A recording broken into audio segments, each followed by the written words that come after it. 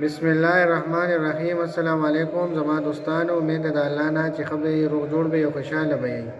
ته چا هم چې تبی هر قسمه تبی، که د ټوخي سره یې، که د سینې خرابېدو سره یې، که وجود کې څه نور نقصان او تبی او کمیږي نه، یا داسې ماشوم چې جاړي خبرې هم نشي کولی او وجود یې ګرمي او تبی، نو د هغې د پاره کم عمل داسې دی چې الله پاک د هغه تبه خکی او خشي.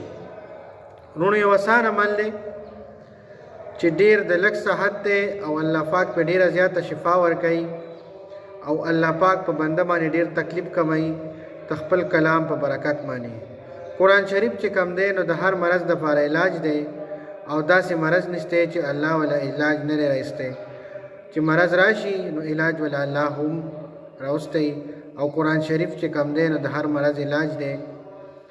آسان عمل دی.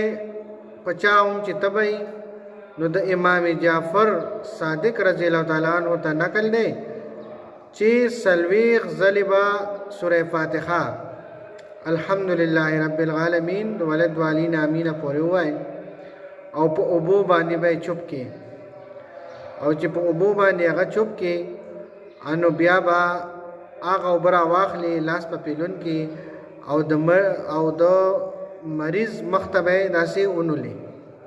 نو چې کله یې ته ونولي او د هغه په مخ باندې هغه اوبه لاړې شي نو الله پاک په هغه ته د تبې نه شفا ورکړي. نور ملګرو د قرآن نه څه لوی نشته، آسان عمل دی.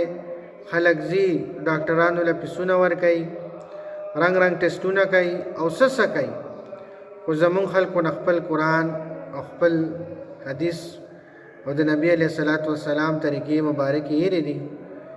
نو چې د چا هم تیزه تبی دا عمل وکړي انشاءالله الله پاک به 100% ښه کوي.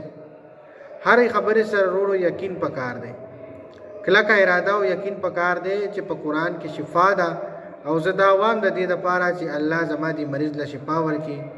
ملګرو ډیر آسان عمل نه او د لږ صحت دی. دا وړه غوندې ویډیو مې جوړه کړه د پاره دې چې تاسو ته د فایده ورسي. رمضان شریف ته دعاګانې کوئ ماته.